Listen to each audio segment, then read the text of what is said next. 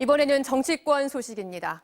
이재명 더불어민주당 대표의 검찰 소환 조사, 그 여파로 오늘도 여야 공방은 뜨거웠습니다.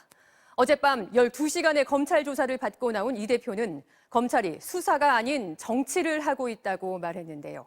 민주당도 검찰이 망신주기식 갑질을 하고 있다고 반발했고, 국민의힘은 이런 피의자를 본 적이 없다, 뻔뻔하다고 비판했습니다. 먼저 김건휘 기자가 보도합니다.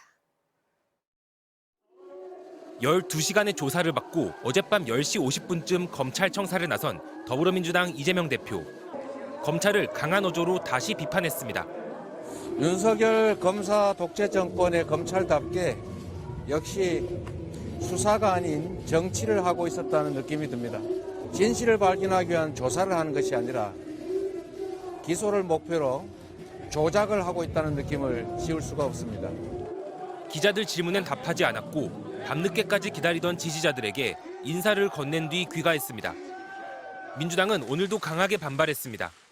조사 과정에 물증도 없고 범죄 피의자의 증언과 전원뿐이었다며 검찰 수사의 목적은 정적 제거임이 드러났다고 주장했습니다. 증거도 없이 선거에서 경쟁했던 상대 후보에 수십 명의 검사를 투입해 조작 수사를 하고 없는 죄를 만들면 그건 깡패입니까? 검사입니까? 특히 검찰이 추가 소환 입장을 또 밝힌 데 대해선 망신주기식 검사 갑질, 범죄자로 낙인 찍기 위한 시간 끌기라고 지적했습니다. 국민의힘은 맹공을 퍼부었습니다. 검찰은 있는 죄를 덮을 수도 없지만 없는 죄를 만들 수는 더더욱 없다며 검사의 질문엔 묵묵부답으로 일관하며 장외 여론전에만 열중한다고 꼬집었습니다. 이런 뻔뻔한 정치인, 이런 당당한 범죄 혐의자 일찍이 본 적 없습니다. 이토록 철저하게 정치를 유린하고 나라의 미래를 위협하는 이런 사람 본 적 없습니다. 반면 대통령실은 이재명 대표의 검찰 독재 정권이란 비판에 대해 이 대표와 관련해선 입장이 없다고만 밝혔습니다. MBC 뉴스 김건희입니다. 검찰 분위기는 어떤지도 알아보겠습니다. 검찰은 이재명 대표 조사가 하루만으로는 충분하지 않다며 한 차례 더 출석해달라고 이 대표 측에 통보했습니다. 하지만 이 대표는 준비한 걸 다 조사하고도 수사팀이 일부러 시간을 끌더라며 사실상 거부 의사를 밝혔는데요. 2차 소환이 어려워질 경우 검찰의 구속영장 청구는 예정된 수순으로 보입니다. 김상훈 기자입니다. 검찰은 어제 저녁 조사가 끝나갈 무렵 더불어민주당 이재명 대표에게 추가로 출석해 조사받으라고 통보했습니다. 일정을 조율할 수 있도록 날짜를 못 박지 않고 기간으로 제시했습니다. 하지만 이 대표 측은 추가 출석 요구에 반발하는 분위기입니다.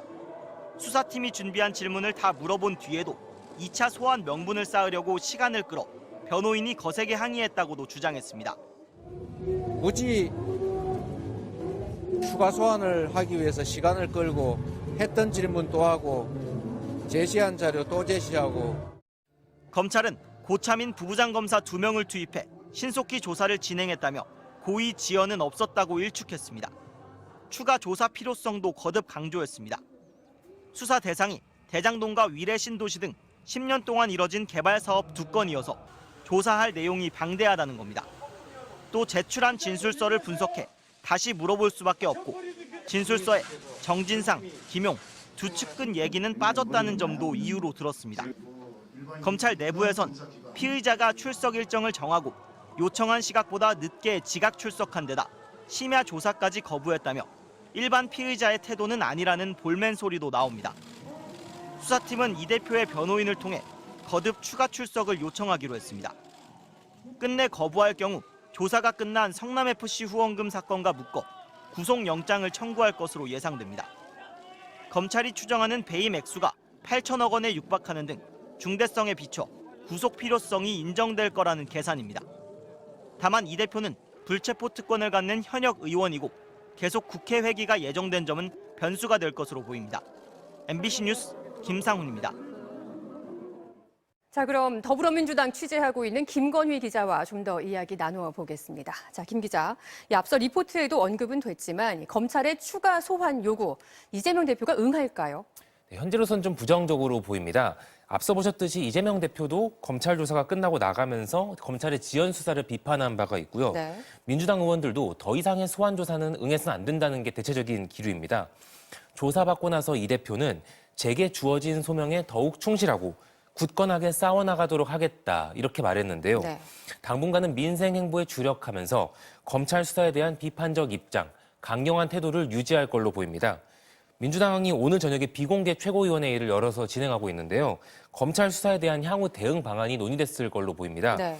이 대표도 참석했는데 2차 소환 요구에 응할지를 논의하냐는 질문에는 직접적으로 답을 하지 않았습니다. 네, 그런데 이 검찰 수사가 계속되면서 이재명 대표의 당내 리더십에 위기가 오는 건 아니냐 이런 관측도 나오는데 어떻게 봐야 할까요? 네, 일단은 민주당은 이 대표에게 힘을 실어주는 분위기입니다. 네. 이 대표 본인이 결백을 워낙 강하게 주장하고 있기도 하고요. 또 현 정부를 윤석열 검찰 독재 정권이라고 규정하며 반발하는 상황이기 때문에 내부적으로 이 대표 리더십에 문제를 제기하기는 쉽지 않은 상황입니다. 당내에서 친문계로 분류되는 의원들도 사실 대체로 검찰의 표적 수사가 맞다는 쪽으로 의견을 모으고 있습니다. 네. 다만 이 대표에 대해 검찰이 구속영장을 청구하고 실제 기소로까지 이어질 경우 당내 분위기가 조금은 변화될 가능성은 있어 보입니다. 네. 그 이 대표의 수사를 놓고 이 여야의 이 갈등도 첨예해질 분위기거든요. 2월 국회 분위기는 어떻습니까? 네, 일단 이번 주에 1월 임시국회가 끝나고 2월 임시국회가 시작되는데요. 검찰이 구속영장을 청구할 경우 이재명 대표에 대한 체포동의안이 2월 국회로 넘어올 수 있습니다. 네. 아마 야당은 정치 보복, 그리고 여당은 이재명 방탄이라는 주장으로 충돌이 예상되는 상황이고요. 또 주목해야 될 게 당장 민주당에선 이상민 행정안전부 장관의 탄핵안 제출을 검토하고 있거든요. 네. 이 역시 주요 쟁점이 될 걸로 보입니다. 그렇죠. 또 그리고 민주당이 김건희 여사 특검으로도 맞불 놓을 거라는 관측이 나오고 있는데요. 네. 오늘 박성준 민주당 대변인은 김 여사 특검을 TF에서 계속 검토를 하고 있는 건 맞다면서도 좀 더 숙성 단계가 있어야 할 것 같다.